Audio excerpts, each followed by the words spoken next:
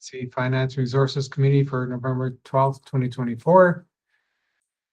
Everybody's received the agenda. Any amendments? Seeing none, any conflicts of interest? The agenda. So I need a mover and a seconder for our agenda. Kim and McCarthy seconded. You're popular tonight. Yes. Yeah, you're good. All in favor? All right, and that's fast. And the first thing on our agenda is transportation update report. And Jet. Thank you. So we included sort of a snapshot of where we were, the date the report was written. So transportation has resumed. We are experiencing a bus driver shortage on a handful of routes. Two are long-term in nature in that we don't have a solution right now. And then the others are more daily, weekly illnesses. It's the second week of deer season. It's, we get drivers coming back from the construction season, but then we also have some drivers going south for the winter season. And so it's just that awkward time of the year. But the consortium is working with all 7 operators to find solutions for those routes. Today, there were 5 routes without drivers, so affecting 100 kids. Just about 100 kids. So it is sort of fluctuating from under 100 to just over 200 on a daily basis. So but we do want all students to be at school. So that is what we're working towards. The other item of interest is the transportation subsidy that was put out. The first cutoff was November 10th. So if for any applications that have come in and are validated, on November 10th, we'll get that filed to Deloitte, and then the checks will be mailed out on the 30th is the payment date. Where the application process will be open for the entire year. We'll send a reminder out in May. We'll have our validation, and for those routes that continue to be without a service for 10 days or more, the subsidy will continue for those. For the bulk of parents, of course, it'll just be that September and October. And if they've submitted their application prior to November 10th, they'll get their payment and then that will be done. We have received just about 2,400 applications. And when we did our first poll of who is eligible, if you are eligible for transportation, you are eligible to apply for the subsidy. We came up with sort of 7,600 students, so 2,400 of the 7,600. Seems a little low to me, but people can have that opportunity to change their mind and put that application in as the school year goes on. So the team is working on. We've had support from IT, who the business developers created a matching program to reduce the manual effort that the team in finance is taking on. So I think that's going well. We've done our test run with we sent $10 to the company and they received it. So we're on the right path. So that's where we're at now. We do continue just to work to resolve those last issues. Thank you. That's good. Good news. It's a little surprising though that it's only 2,400, but just like anything, it usually takes a while for. Yeah, I think once word gets out, word of mouth, I think, is our biggest successful advertiser. So when people start to say, "Hey, did you get your check?" and if people have missed that information, then they could always apply after. Any questions? All right. I haven't put out another notice recently since the initial opening of the application, so maybe we're due for another one to remind people. That's a great idea, Connor. We'll let's get through this week first, exactly. And then probably we can always advertise the next cutoff date because we need to get the files to the company who's processing the payments by the 15th in order for the payment split on the 30th. So we could pick a date just to send a reminder out. It's a great idea. Christina?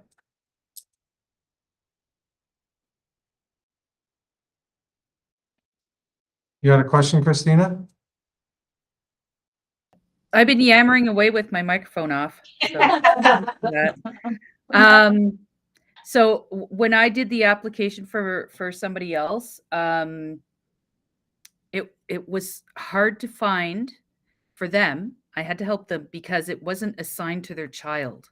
So it wasn't under the main menu of School Cash Online. It was under the whole school. So if you're sending out another reminder, let people know where to look under School Cash Online, because a lot of people they're not techie and they're used to just seeing what's been assigned to their child. That's great feedback, Christina. We did choose to go with the district level just because to allow us. It makes total sense because you would. Process, but Yeah. that's good information, so we could probably work that into our messaging, Connor. Yeah. It didn't make sense to assign it to individual students because you don't know, you would have to know who's on a bus and who's not. Mhm.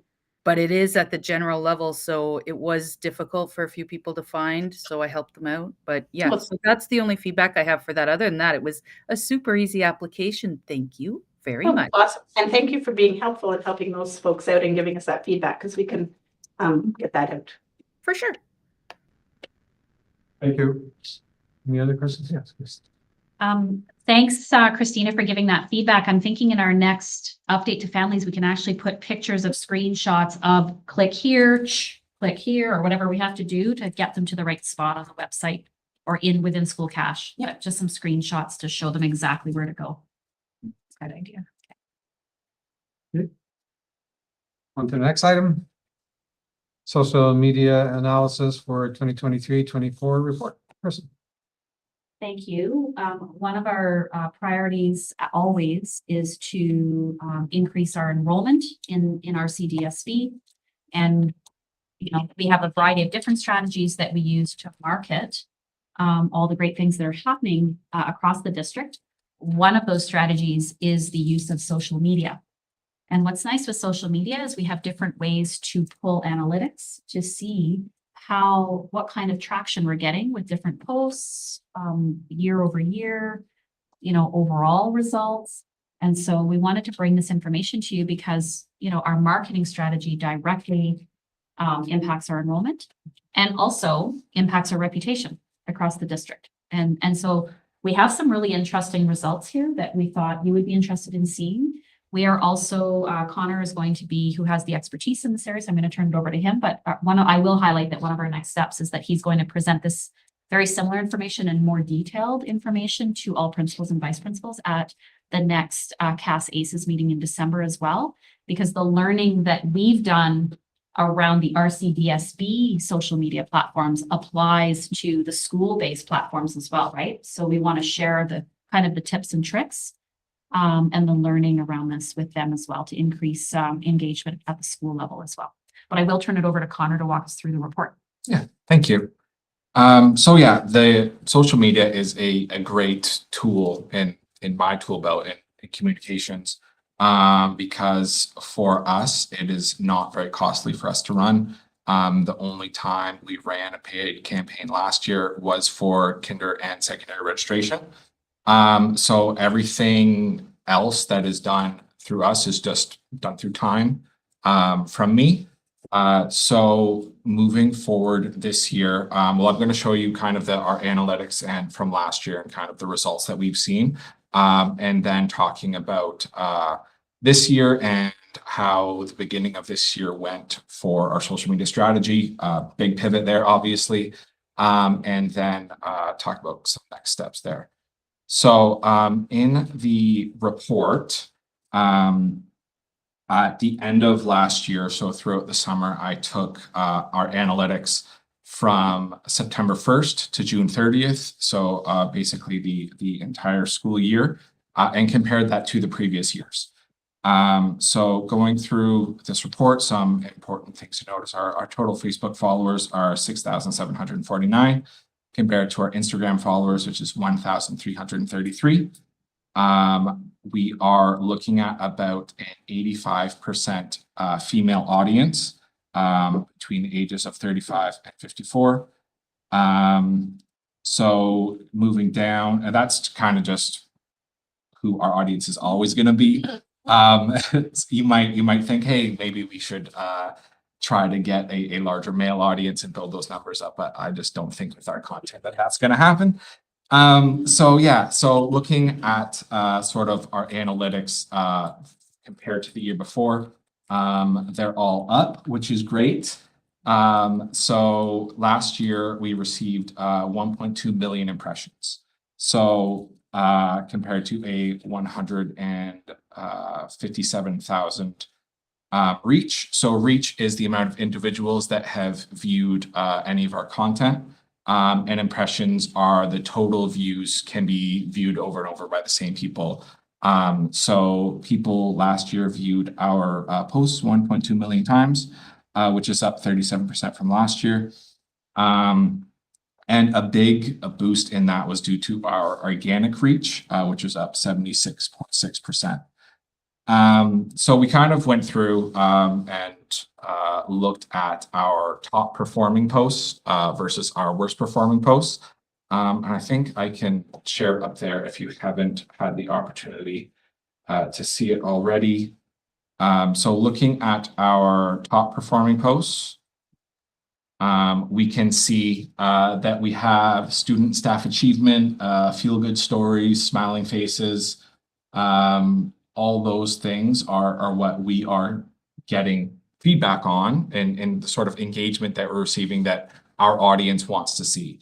And so what's useful about that is the more we push out stories like this, we can tell our story, obviously, and have people know what is going on within our schools. There's a lot of transparency there. There's a lot of room for feedback with a lot of stories we are putting out as well about things we can be doing. And so when we put out all these good things, the algorithm within Facebook and Instagram, it likes that. It likes to see that we are getting engagement on these posts so that our stories and our whatever other communications we're putting out following that will be boosted up in people's newsfeed. So the better posts we put out, the more likely it is that people will see our next post. And sometimes we are putting out posts that aren't going to be kind of as traction worthy. So the more work we can put in between, the more likely are they to see those posts that might not be what the kids call bangers of a post, is something that performs really well. Connor, can I just pause you for a second? Jody's in the waiting room, so I'm not sure if it's you or Dawn who needs to let her in. Oh. Just want to pause and ask for you to let her in. I got it. Okay? Yeah. Thanks. So I'm going to compare that to our worst performing posts, and we can see a very clear contrast here. That this doesn't have those smiling faces. This is very graphic heavy, very text heavy. Something that I know Facebook does not love about posts like this is they aren't as accessible to screen readers or just engagement in general. It's not great for us in the algorithm.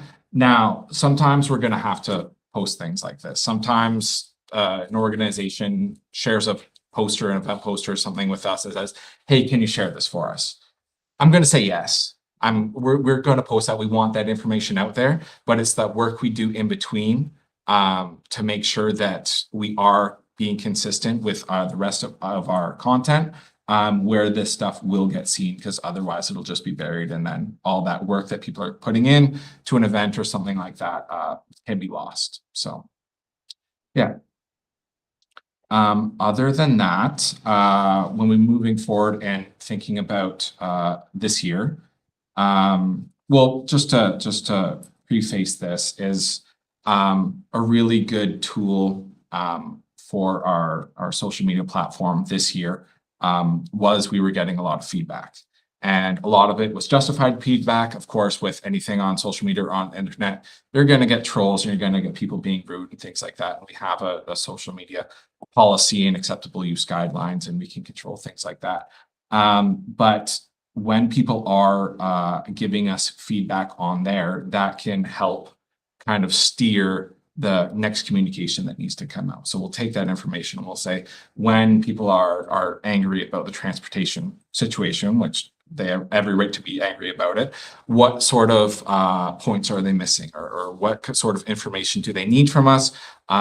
What sort of, I don't know, things are misguided or misaligned or anything like that, so we can kind of focus in on those and make sure that in our next communications we are addressing them properly. So that's another really great feedback tool for us. It's just sort of community discussion and community engagement that way. So on to this year's social media strategy. Throughout the summer, we drew up a big new social media strategy about days of significance and other events throughout the school year that we really want to focus on. And then the transportation disruption happened. And whenever we were trying to post something positive about the school board, good things that were going on, was met with a lot of criticism over the whole busing situation. So it just provided an outlet for people to vent frustrations, but it was not a good reflection that every good thing we were doing was being tainted by this other situation. And we realized, we listened to people, and all they wanted was updated information. They just wanted updates. That was very fair. So we were only posting for mostly through September, a few highlights here and there. Otherwise, was just transportation. And while that did receive a lot of engagement, albeit bad engagement, right? It has brought a lot of these analytics, like our impressions and reach, are way down this year compared to last year, just because we weren't being as consistent. So it really just goes to show how important being consistent is. And in turn for our next steps, something that really helps me as a team of one in communications to be consistent is making sure that our schools are sharing a lot of these good stories about what's going on at their schools, because I can't be everywhere at once and I can't be capturing that. So some of the things that we've been sharing recently from schools, I was at Remembrance Day yesterday at Highview. We got to share some of the stories and things that were happening there, and about how students at our schools are remembering sacrifices of our military service members and families. Some other things that we've been sharing recently are the specialist high skills major program, and there was a trip recently to Parliament Hill for construction. We have a good one the past 2 years. It's been our Baby Moccasin project. That's a really good feel-good story about kind of different kinds of learning that are happening in our schools and how that affects the community at large. And some of the comments we were receiving from that was some people were commenting, well, after my pregnancy, I received these moccasins. And they were really touching, but I wasn't in any frame of mind to take in the information about where they came from. So seeing these posts, and these are just community members, seeing these posts about where these moccasins came from was very touching to know that it was people in their community that cared who were making them for them. So just we know what we need to do to be consistent and to get these messaging out there. It's just about enabling our schools to make sure that they know this kind of information about these good performers and bad performers, and then they can take that and continue to do that themselves, and then I can share it from our account as well. Any questions? Sorry. Perhaps I'll just add a couple of points. So I'm glad that Connor shared that we sort of paused on sharing very much on social media in September and October, but now we have to sort of almost play catch up from an analytics perspective, and kind of reset so that we can positively influence the algorithms, because with the algorithms, what's happening is that actually determines whether or not people see our posts, right? So it determines sort of like, if you follow us on Facebook, it'll determine how often you see our posts. And so we've got to sort of reclaim that or improve that again, because we were doing very well. The other part I wanted to mention was the different platforms have different target audiences, and perhaps, it's important for us all to understand that too. And we will make sure that we communicate that to our principals and vice principals. So Facebook, the main target audience is families, because we know age-wise, our students don't use Facebook. So Facebook is for families and staff. We have a lot of staff who follow us on Facebook. Instagram, the target audience is students. LinkedIn, the target audience is potential employees, and some of our employees follow us, but we're really looking at using LinkedIn more for recruitment. And what I would say is Twitter, we're avoiding using Twitter for various reasons. Okay, so just wanted to give that information as well. And one action that the comms team took during the last few months is they went through every single school and figured out what platforms do they have and ensured that we follow them on those different platforms so that we can reshare. Because as Connor illustrated, anytime that we feature our students and our staff, we get a lot of engagement from the public.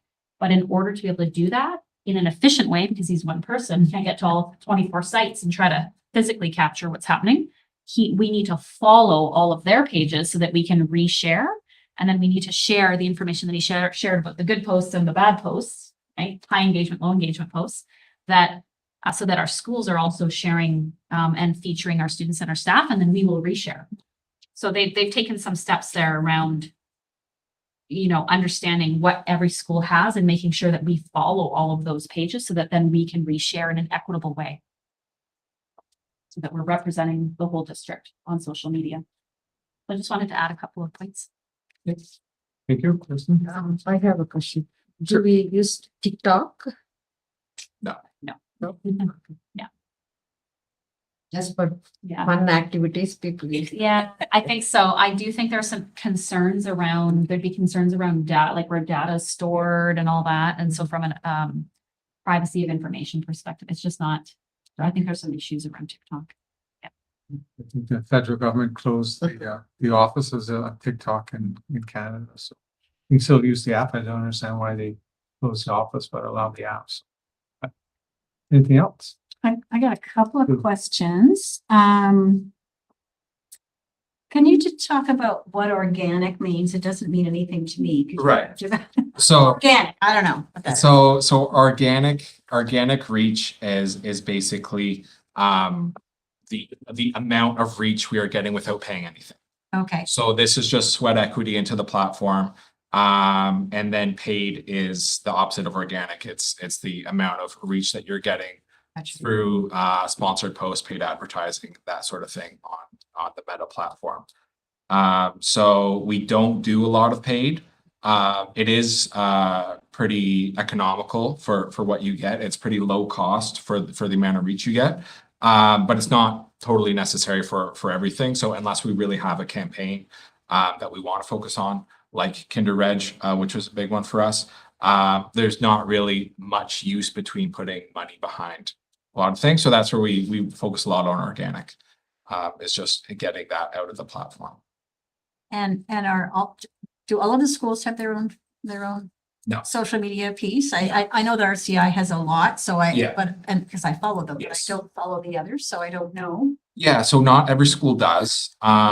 There is a bit of a mix that we've been tracking down this year between who has what, and then some accounts are more active than others. So some are there, but they might not be used because the person who set it up or used it has moved schools or something, right? So some are more active than others. And then that brings up issues with, I want to be sharing something from every school, right? But if I'm trying to share stories every day, there's only a couple that are sharing stories every day, right? And then others have private community groups that have where families or parents, guardians can join in these private groups that are just specifically for these schools, and they kind of monitor who's in and out and who actually has a student at that school to be a part of that. So we wouldn't be sharing content from there because people are expecting that to just be shared within that private group. We don't want to share it with everybody to be part of the 1.2 million impressions that.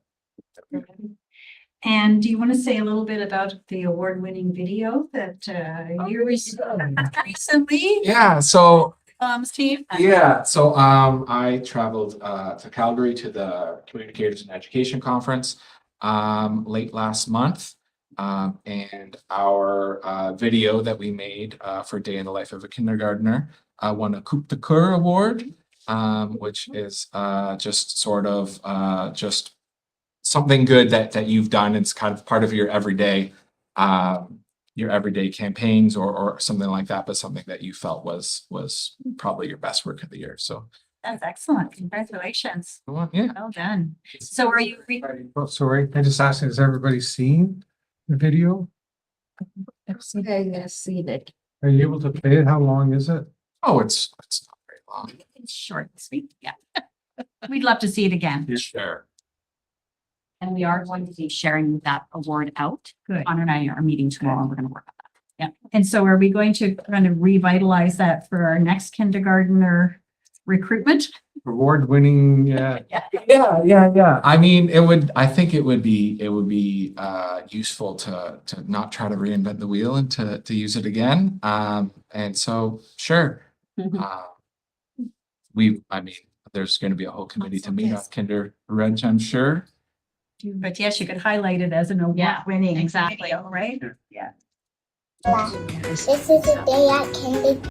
Hi, I'm Gabriella. This is a day at kindergarten at ICDSD.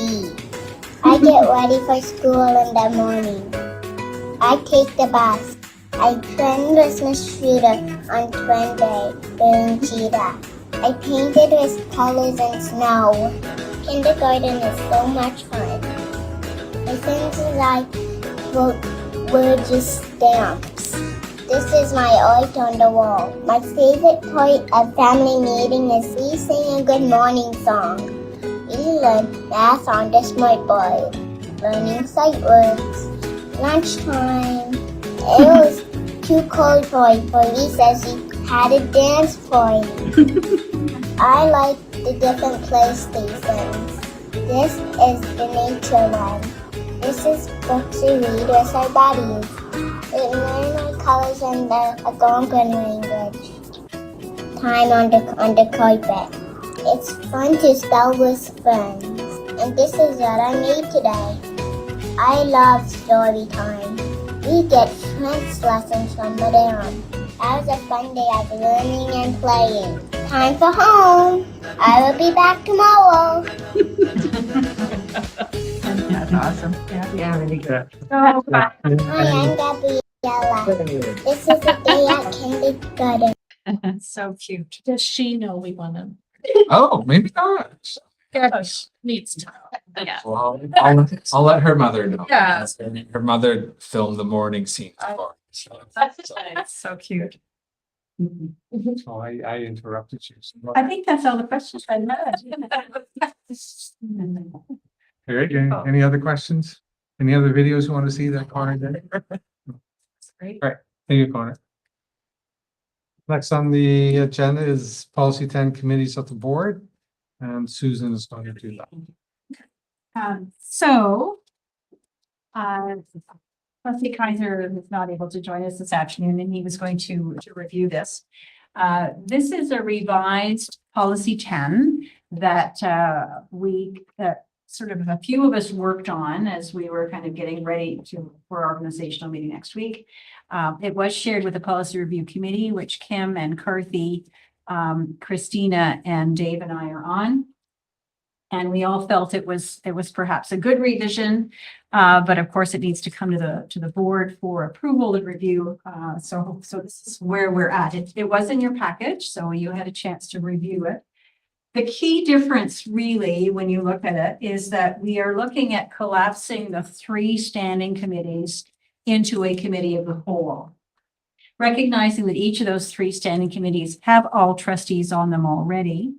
And I know at times it's a bit challenging to think about, so should it be under program and student achievement or should it be under finance?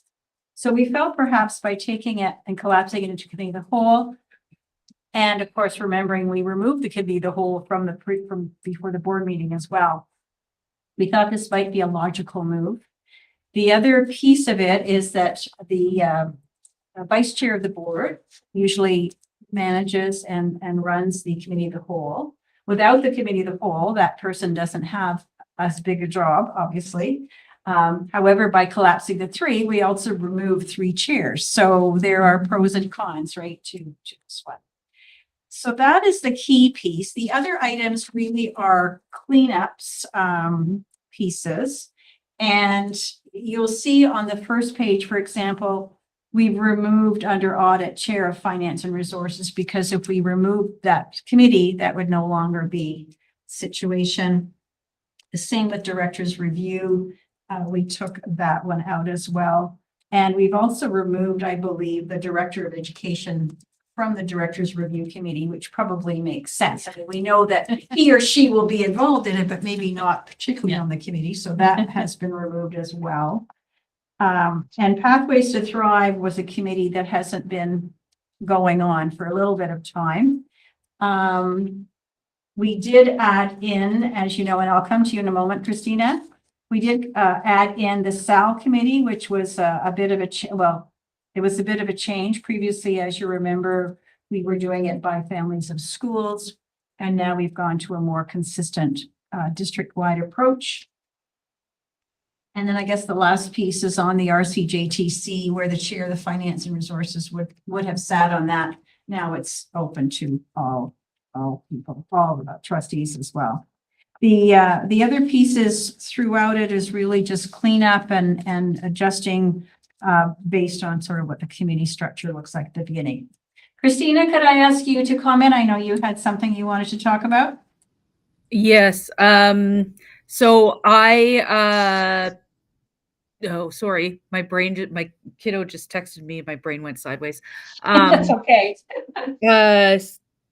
So I met last week. There was the IAC committee, and at the end we met as just I took off the trustee hat, put on a community member hat, but the decision and recommendation coming from the IAC committee is that it be the number of attendees from the board be reduced to 2, which is the Indigenous trustee, one other person, and then an alternate that would attend in place if somebody couldn't make it.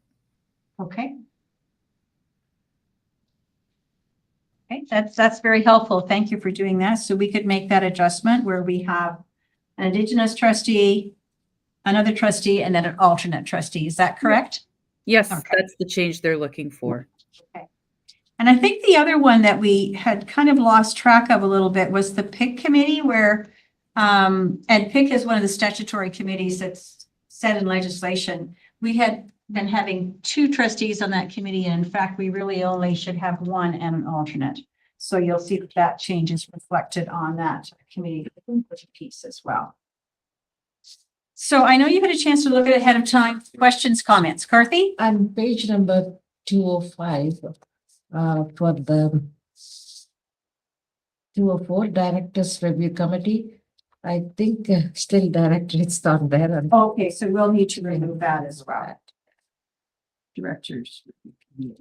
Page number 205. It's there. Oh, yes, yeah. Yeah, so we'll remove director from that one as well.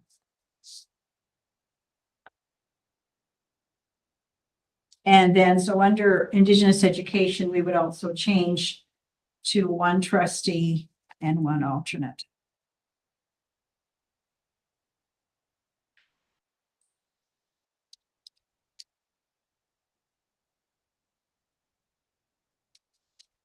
Are there any other comments or questions? Leo? So for me, so with the committee of the whole, right, I don't have a problem with it being, you know, like today would be the committee of the whole kind of thing, and having the vice chair oversee it. But if we go with what you have, then the vice chair would be just doing all the talking. I liked, you know, where you had the finance resources program and student achievement and equity and inclusion, and you had a chair associated with that. That allowed then some of the other trustees who participate in the meeting, and also, you know, as part to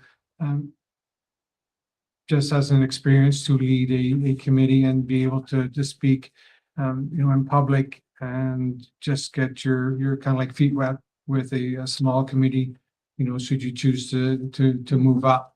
I like the idea of not having the finance and resources chair associated with audit or the RCJTC, so that they would just, you know, just be the finance and resources. So I see it as, you have the committee of the whole, very similar to what, you know, your role is here today. You know, as the chair, you lead it, you do, you know, the basic stuff, and then you ask other trustees to lead that, just that committee. I think it just has more participation from the from the or from the trustees, as compared to you would just have the one person speaking on the committee day, more or less, right? The vice chair, and then on the board would be the chair. I know there are some other ones like the auditor, PIC or SEAC, where we do bring some reports, but it just a quick report that you bring to the board. Yeah. That's my suggestion. Mhm. So you cleaner. It looks more cleaner and straightforward. It's not, initially when I came in, it's too confusing to me. So many committees. 3 minutes, 3 committees versus Yeah. one, yeah. Yeah, this is nice. There are certainly pros and cons, Yeah. there's no question. So you would prefer to keep the 3 committees separate? Yes. Other comments, questions? You kind of like McCarthy, sounds like you would prefer just to have the committee of the whole. Yeah, and vice chair leads that, Mhm. as he was telling. Yeah, so the vice chair would have a major role, Major role. but you wouldn't have as much input from, like you wouldn't have 3 other people leading. You would just have the one, which gives them a bigger role too. And I liked that as well. It just kind of, it's not as broken up. mhm, I guess we can kind of have it all together, but maybe a bit easier for staff too to kind of identify where to put pieces. Christina, did you have anything you wanted to add, or Jody? I know you're up there as well. Was there anything you wanted to add? I'm going to put a motion on the floor shortly, so we'll go from there. But if you wanted to speak now, you could as well. I'm actually, oh, sorry, Jody, I'll let you go. I'll let you go ahead. I have nothing else to add. I actually had to leave at 5:30, so I've got to run. Okay. So as long as the Indigenous content is there, then I'm good. Okay, no problem. Thank Okay, you, guys. Thanks for joining us, Christina. Appreciate it. No problem. So, Jody? Jody, your I've been comment? listening, but nothing to add. Just a second. Okay. Okay. All right, so I think at this point, it looks as if the Policy Review Committee is putting forward a recommendation that the Renfrew County District School Board Board of Trustees accept the revised policy number 10 regarding committees of the board. Does that work? That sound reasonable, just to accept this as a revised version? Yeah, that's the motion. Because that's the motion. Do I have a seconder for that motion? Carthy, thank you. Any other discussion around this motion? All right, those in favor of this particular motion? That one to Jody. So we've got 4. And we've got opposed. So we have 4 and 1. So we're still okay with that, right? We've got a quorum. We have quorum, so we're still okay. All right, so that is carried. Thank you very much for that discussion. Just a quick follow-up on this then. What I will tell you is that this will come to the board then at the organizational meeting, but we'll have to approve it before, so we'll have to approve it before we can actually do the organizational part because of the changes. I will be sending out a form to ask you to indicate your areas of interest. You can either send me back the form or just send a note, say first, second, third choices. We know that, just as an aside, we know that our SAL committee of Dobson and Doherty will be on until the end of the school year, and that Carthy is on as the director and voting delegate until next June as well. But everything else is open. So I think, as you recall from other years, we do have nominations and elections for chair and vice chair. The other areas, we tend to just go with whoever's most interested in being in that area. And we just try to take a look and see how to share out that job, or all of the jobs, rather, all of the different roles. And so I'll be sending that out to you probably tomorrow and ask for it to come back with information within the week. And then Leo and I will look at them next week and sort of hopefully give you what your first choices are and kind of balance out the workload. Okay, does that make sense? Okay, are you okay with all of that, Jody? Yes. Okay, great. Thank you very much. I think that's it on policy 10. Thank you. And thanks for all those that had a hand in that. I know you and Shelley and Dave Kaiser. What's this on? Yeah, and then Carthy and Carthy. Kim provided input and Christina, yeah. Very good. Yeah, so thanks for everybody to get that. I know it takes a lot of work just to get a policy out, even just a wordsmithing, right? Just you put an and in there, right? It just, yeah, so there's lots of, so thanks for that. And then we have the trustee contact information, Kristen. Thank you, Chair. This is just a sort of a verbal update that the Chair Humphreys and I are going to sort of have with you.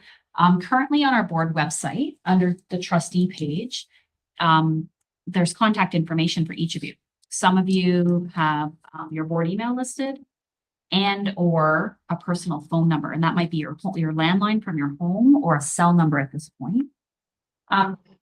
We sort of started talking about the need for maybe greater consistency, but also we also started talking about protecting your personal information. And we would like to propose a change. One change is something that ICT is looking into anyways because of cybersecurity and looking at removing actual emails and just putting a contact button. Okay. So it removes your email because of like phishing and all that stuff. So that will be a change that ICT is going to implement. The second change we wanted to recommend was removing your personal phone numbers, your cell numbers, your landlines, and putting in, we have the ability for all trustees to have a board extension phone number.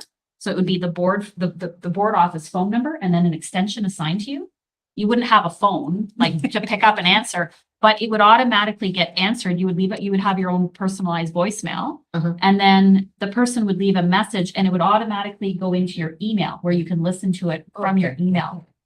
And so instead of having your personal phone numbers on the board website, we'd like to recommend doing that so that it protects your personal info, and then, but also still provides the ability for the public to contact you by phone, because some people may not be comfortable with email communication, and might prefer to pick up the phone and call a phone number.